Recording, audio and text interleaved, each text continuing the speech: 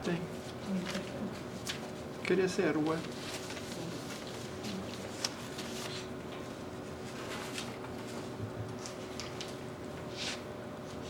Dans l'évangile de Matthieu, c'est la bonne page, là.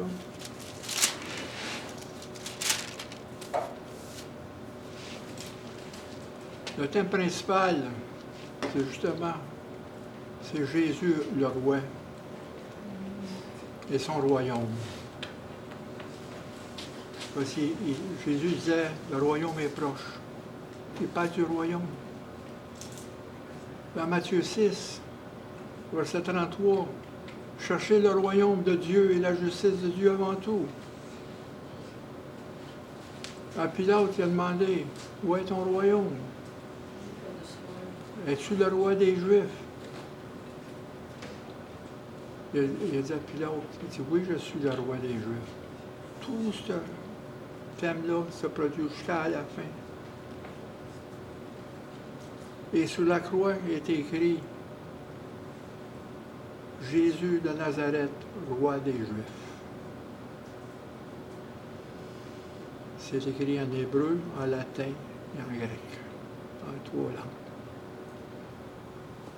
Pilate a fait écrire ça. Jésus, le roi des rois. Puis, on voit aussi, il commence Matthieu, il commence par la généalogie de Jésus qui passe par David. Descendant de David, par le roi Salomon.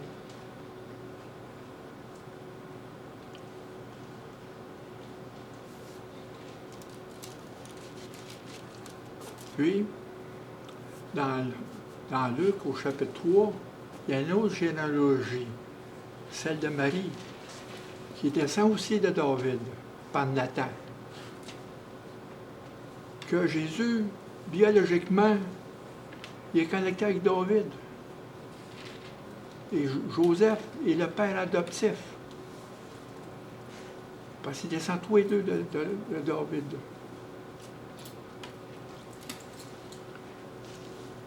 Je viens dans Luc, j'ai lu ça un matin.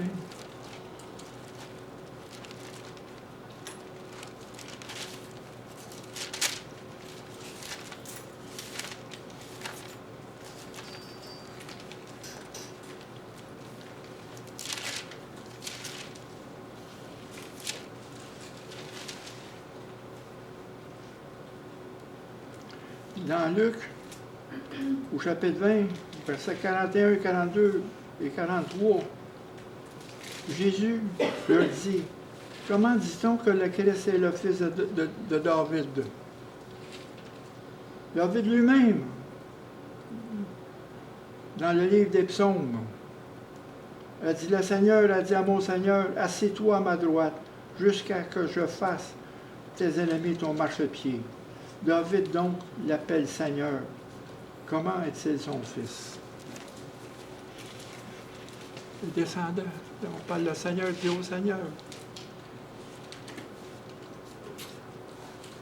C'est pour ça que les mages,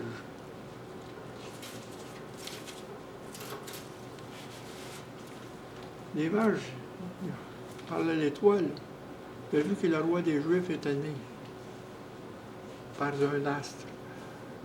Un astre qui était, une étoile qui était surnaturelle. Parce que les mages ils font partie d'une caste ou d'un groupe instruit, religieux. C'était des astrologues. Puis souvent, les rois demandaient des conseils à eux pour des signes qu'ils voyaient. Mais ces mages-là, ils ont vu une étoile en haut. N'oubliez pas, ces mages-là viennent de Perse. Et vient d'Orient de Perse. Et ces mages-là,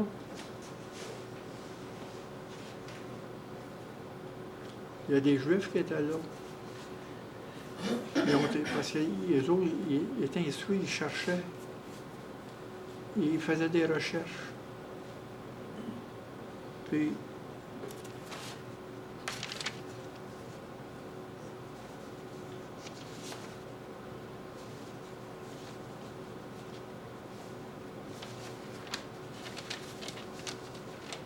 dans le livre des Nombres, au chapitre 24, verset 17. Je le vois, mais non maintenant. Je le contemple, mais non de près. Un astre sort de Jacob, un astre. Un sceptre s'élève d'Israël. C'est prophétique. C'est une prophétie. Un astre sort de Jacob. Comme je l'ai dit,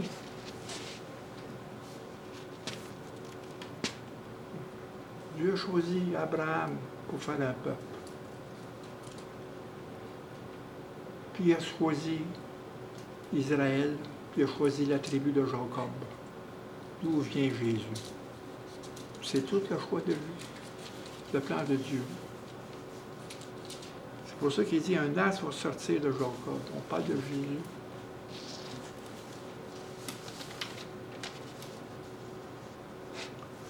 Ici, dans Matthieu, au chapitre 2, Jésus est né de Bethléem en Judée, au temps du roi Hérode. Voici des mages d'Orient arrivèrent de Jérusalem et dirent, où est le roi des Juifs qui vient de naître? Car nous avons vu son étoile en Orient. Et nous sommes venus pour l'adorer. Le roi Hérode, ayant appris cela, fut troublé, le roi des Juifs.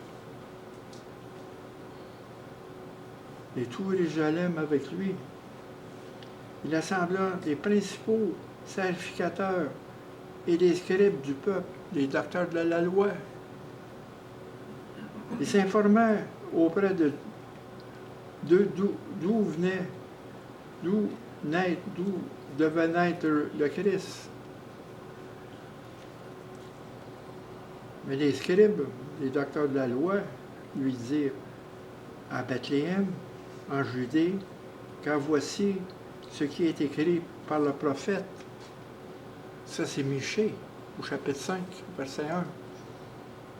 Et de toi, Bethléem, terre de Juda, il n'est certes que pas la moindre d'entre les principales villes de Juda, car de toi sortira un chef qui paîtra Israël, mon peuple.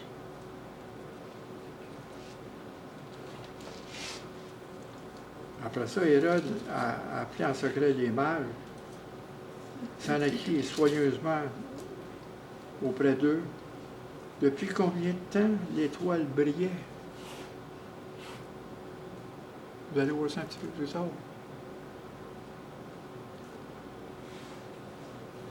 Pour savoir l'âge de Jésus. Puis il les envoya à Bethléem en disant, allez et prenez des informations exactes sur le petit enfant que vous avez trouvé. Faites-le moi savoir, afin que j'aille aussi moi-même l'adorer.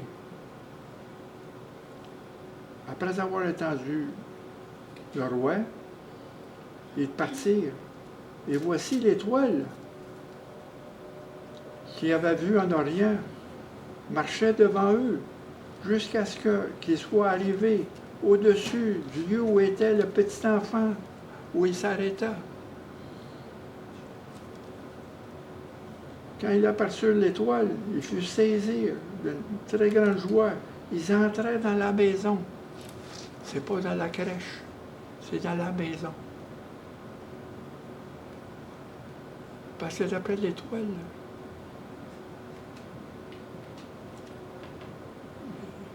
Jésus avait à peu près 2 ans, et moins. Il était enfant. Parce qu'il a dit aux mages, depuis combien de temps tu vois cette étoile-là? Mais le temps qu'ils partent de Perse, en Israël, à Bethléem, ça fait certaines années. Ça fait pas loin de 2 ans.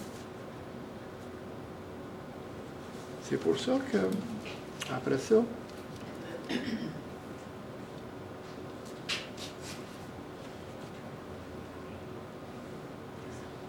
au verset 16, il dit, quand Hérode voyait qu'il était joué par les mages, mis dans une grande colère, il envoya tuer tous les enfants de 2 ans et au-dessus dans Bethléem, des environs. Ici, parce qu'il s'était enseigné aux mages. Combien de temps vous avez vu cette étoile-là? C'est l'étoile qui a mis les mages à Jésus dans la maison. Bethléem. Comme je vous dis, l'évangile de Matthieu est axé sur la royauté de Jésus. Et Jésus le Messie, car les Juifs s'attendaient au Messie qui devait naître à Bethléem. Le roi Hérode, c'était pas un Juif. C'était quelqu'un qui était appointé par le Sénat romain pour diriger la Judée. Et les mages, comment dire, les mages étaient d'une caste religieuse, érudite, venant de la Perse, spécialisée dans l'astrologie, dans la médecine et dans les sciences de la nature.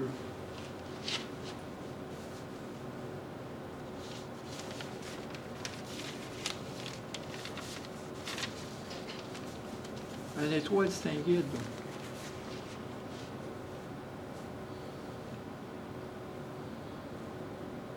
L'étoile de Christ, l'étoile de Bethléem.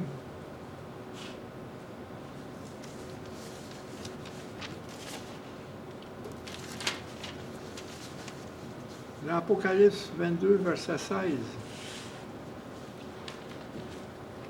Il dit, moi Jésus, j'ai envoyé mon ange vous attester ces choses dans les églises.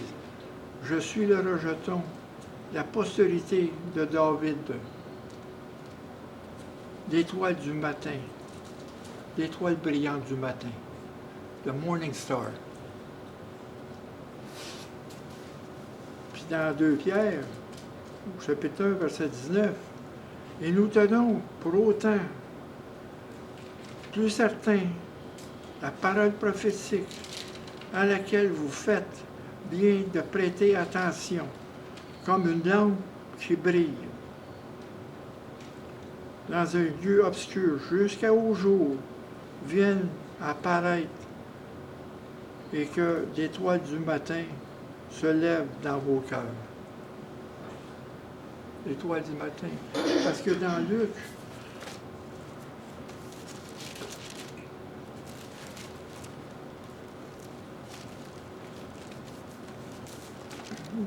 chapitre 1,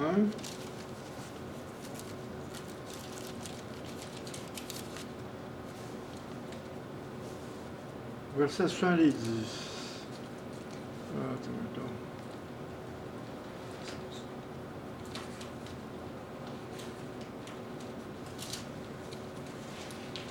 OK, verset 78, 79. Grâce aux entrailles de la miséricorde de notre Dieu, en vertu de laquelle le soleil levant nous a visités d'en haut.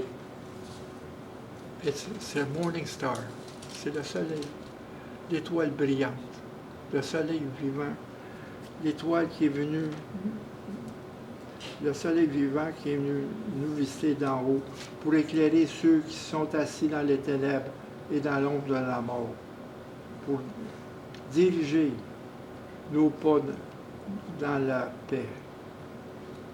Jésus a dit, je suis la lumière, je suis la lumière du monde, le soleil levant. Et ceux qui me suivent ne marcheront pas dans les ténèbres, mais vont marcher dans la lumière qui donne la vie. Il dit, la parole était la lumière dans Jean, dans le premier chapitre de Jean. La lumière, la parole était la lumière et la lumière était la vie.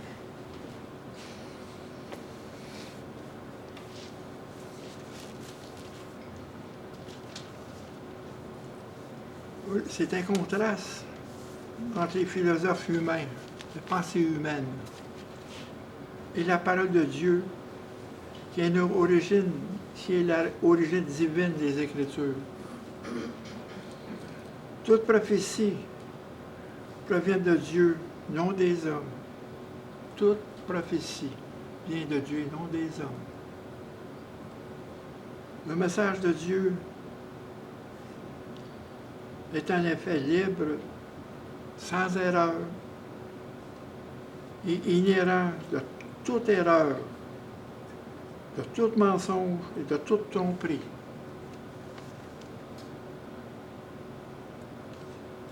Il faut faire attention. Il y a du monde dans l'Église qui a des songes. Dans les églises, en général. Puis ces songes-là ne viennent pas de Dieu, souvent.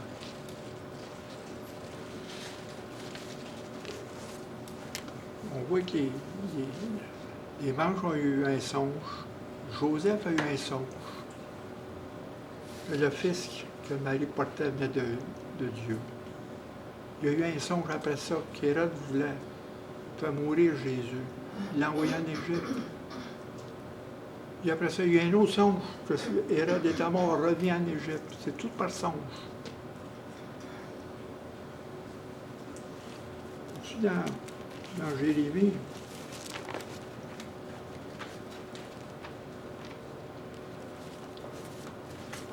au chapitre 23,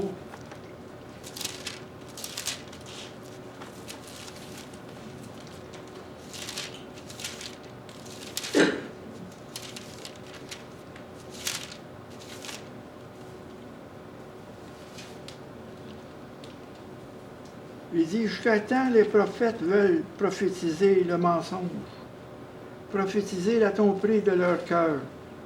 Ils pensent faire oublier mon nom à mon peuple par des songes que chacun d'eux rencontre à son prochain, comme leurs pères ont oublié mon nom pour Baal. Que le prophète qui a eu un songe rencontre son songe, et que celui qui a entendu ma parole rapporte fidèlement ma parole. Il faut faire attention. Parce que souvent, vous allez dans l'Internet, là, il se lève, j'ai un songe. Ici, il y en a des prédicateurs qui arrivent, j'ai un songe. J'ai un songe. Mais ça vient-tu de Dieu? Il y a des faux prophètes dans l'Église. Ces songes-là viennent de Dieu. Il faut les discerner.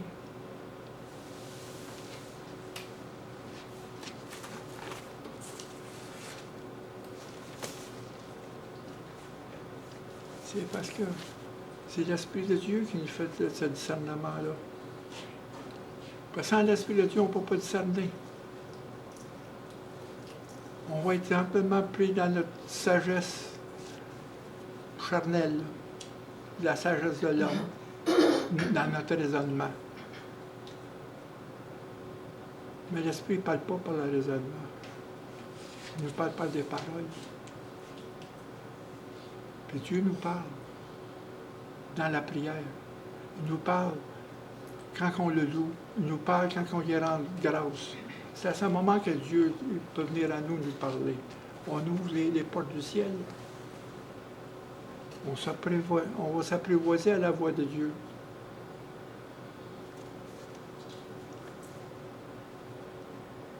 La parole prophétique nous dirige vers Jésus-Christ. L'étoile s'arrête sur Jésus. La lumière sur le chemin, car Jésus est la lumière. Quand il dit tout à l'heure, il va mettre un chemin dans notre désert. Le chemin, c'est Jésus qui est dans notre désert. Il dit, je suis le chemin, je suis la vérité, je suis la vie. Où est notre fondement? C'est Jésus. C'est notre étoile. C'est notre étoile à nous. Cette étoile-là, il faut suivre.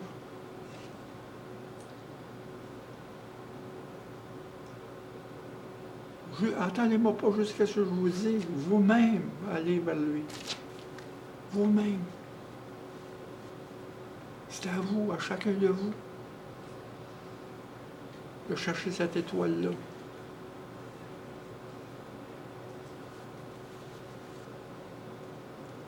Qu'en Apocalypse, au chapitre 2, verset 28, « Je vous donnerai l'étoile du matin. » Ce que Jésus a dit, « Je vous donnerai l'étoile du matin. » Ça veut dire que je vais vous ouvrir le chemin. Je vais vous le donner. Je vais vous donner une direction. Non pas d'étoile, c'est une direction. Les étoiles étaient faites pour ça. Dieu a créé ces étoiles-là pour ça. C'est comme le jour où on s'enligne avec le soleil. La nuit, c'est avec les étoiles qu'on s'enligne. Quand on va chercher l'étoile polaire, la grande ours, c'est de là qu'on peut partir. Moi, je ne suis pas un astrologue, mais bon, je sais au moins qu'il y a la grande ours qui est là, qui a l'étoile polaire jusqu'au bout. C'est là.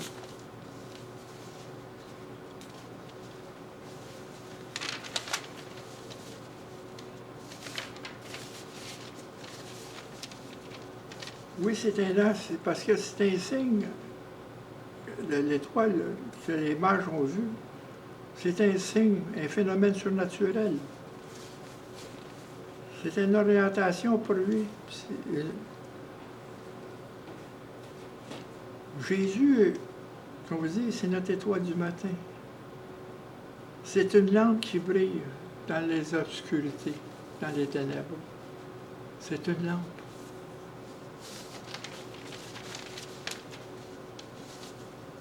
De prêter,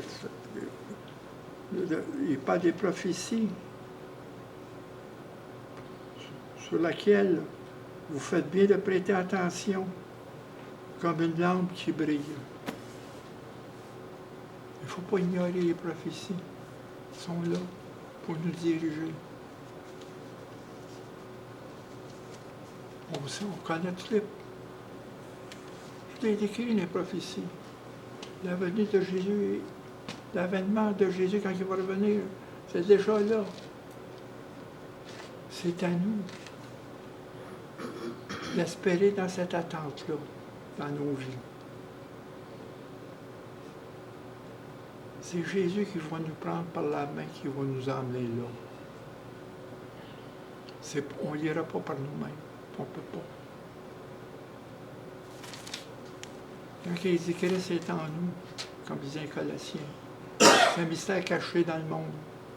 Christ en nous, il vit en nous. Il est présent ici. Il est ici.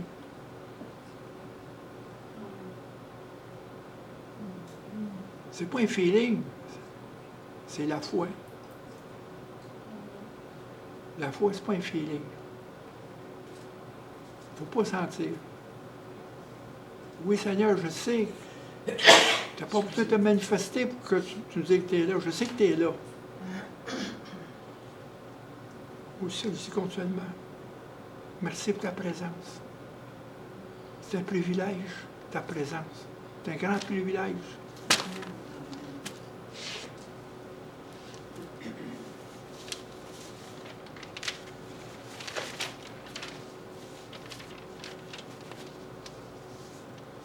Comme dans Luc, on disait, c'était le soleil levant.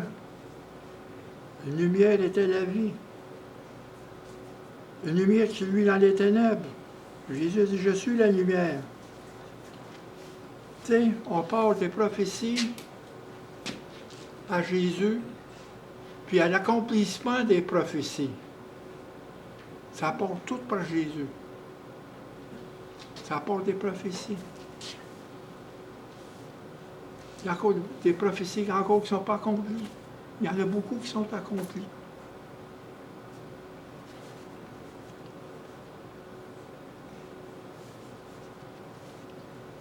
Ici, dans 2 Corinthiens, chapitre 4, 4-6.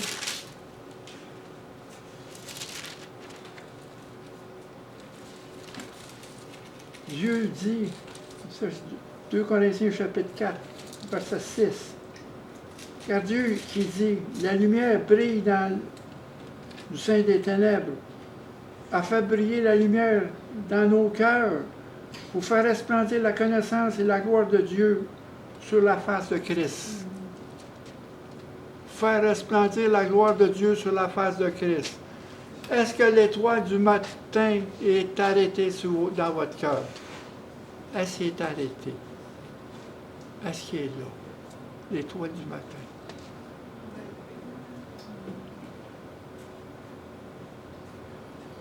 Ah, moi, là. Hier, j'étais en train de prendre un café. Puis vous connaissez une fille qui fait du ménage, une juive. Puis elle ne m'a pas reconnu. Je lui ai parlé. Puis là, quand je me suis levé, j'ai dit Shalom. Ah, that's you. That's right. You're messianique. OK.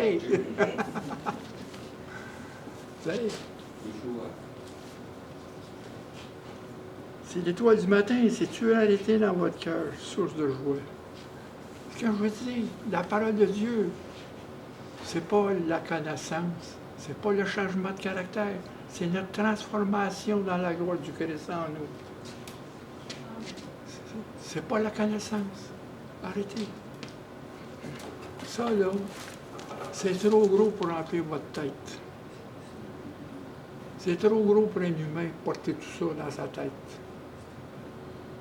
Mais quand l'Esprit vous enseigne, il vous dirige dans la parole. Et votre parole, la parole de Dieu est marquée sur vous.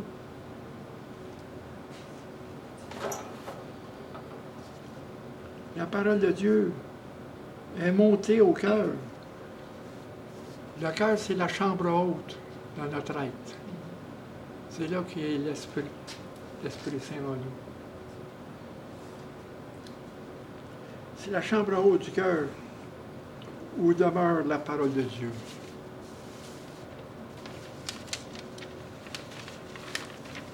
Quand on parle de Jésus,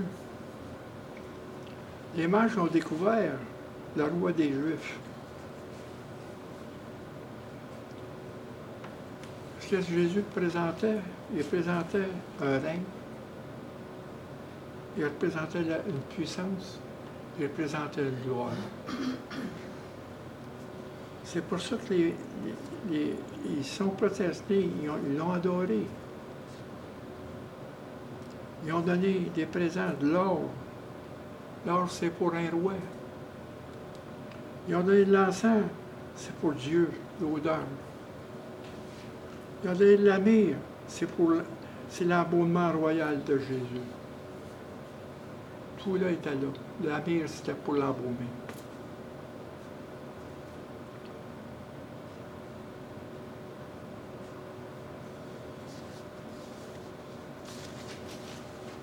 Dans le psaume 89,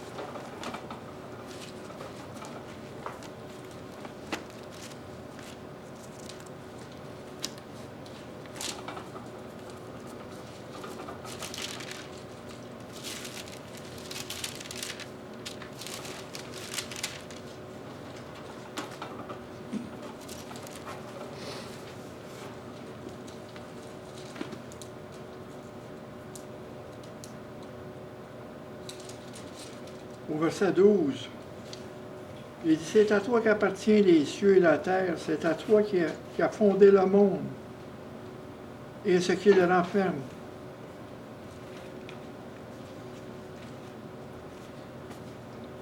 Et au verset 37, il dit, ta possible. C'est ça, verset 36, j'ai juré une fois par ma sainteté, mentirai-je à David. Sa postérité subsistera toujours. Son trône sera devant moi comme le soleil, comme la lune. Il y aura une éternelle durée. Et le témoin qui est dans le ciel est fidèle. Le témoin, c'est Dieu. On parle de la postérité. C'est ça qui est ça.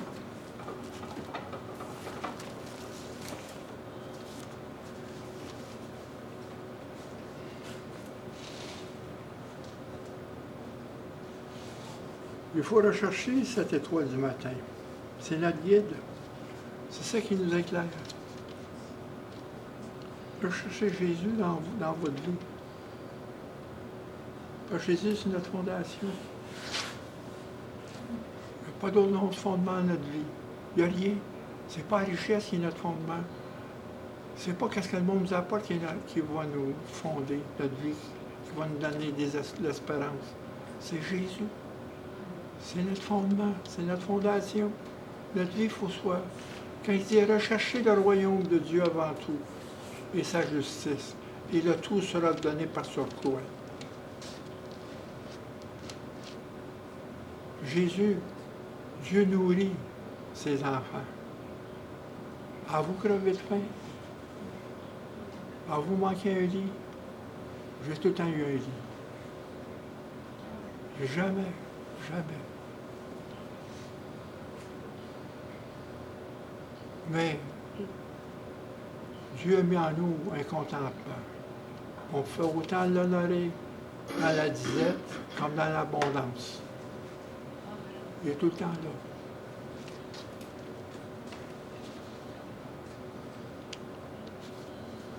Aussi, c'est que cette étoile du matin-là est pour nous diriger dans la paix, le chemin de la paix. Dans Isaïe, au chapitre 55, verset 6, il dit « Cherchez l'Éternel pendant qu'il se trouve. Invoquez-le pendant qu'il est prêt. »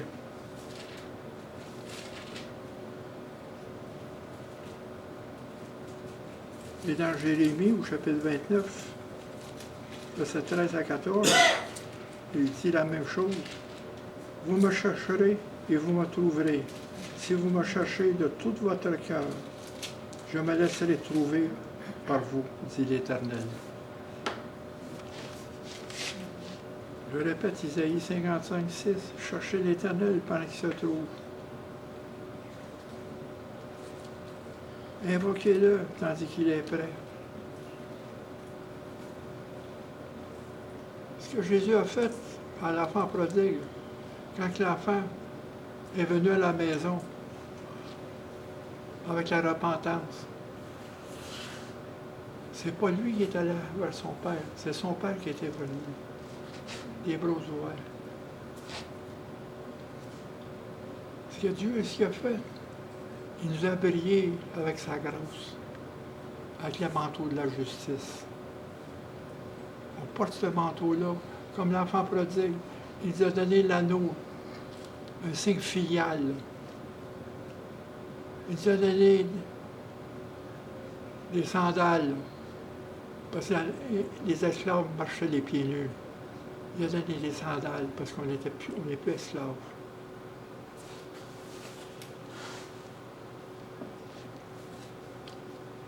Jérémie, vous me chercherez, vous me cherchez et vous me trouverez. Et vous me cherchez de tout votre cœur, c'est le désir. Comme je disais dans le psaume 42, psaume 63, psaume 84, mon âme soupire après toi, ô Éternel.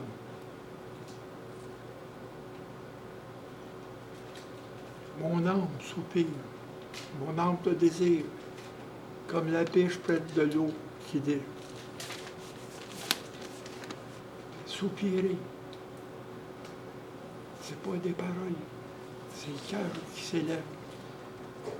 C'est là que Dieu s'en vient. C'est là que Dieu s'en vient vers vous. Est-ce que vous remontez? Dieu dit, prenez le temps de vous asseoir dans le calme. Prenez le temps d'être dans ma présence. Prenez le temps. Prenez le temps. Vous êtes trop occupés. Prenez. C'est dans le calme et la tranquillité que vient la force.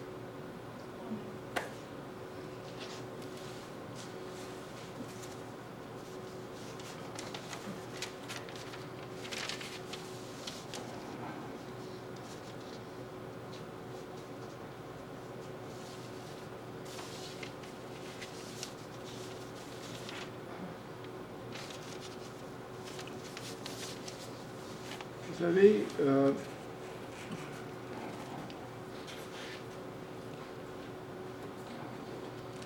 au verset 15 dans Matthieu, chapitre 2, il resta jusqu'à la mort d'Hérode afin que s'accomplisse ce que le Seigneur avait annoncé par le prophète. J'ai appelé mon fils hors d'Égypte. Et tout ça, c'est que les prophéties s'accomplissent. Quand on parlait au début de Bethléem, tu vas sortir de toi un chef, ça venait de Michée. Et ça, quand on dit afin que s'accomplit aussi dans Osée, au chapitre 11, verset 1, et Jérémie, au chapitre 31, 15.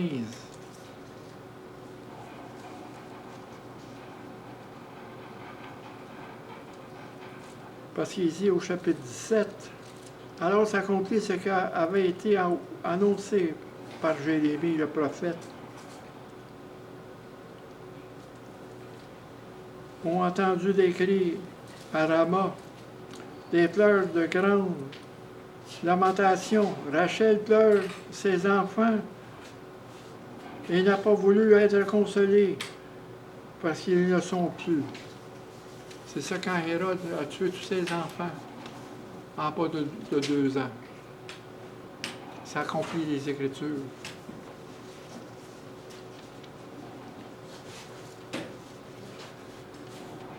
Une chose qu'on peut un matin, c'est que dans Jérémie 29, au verset 11,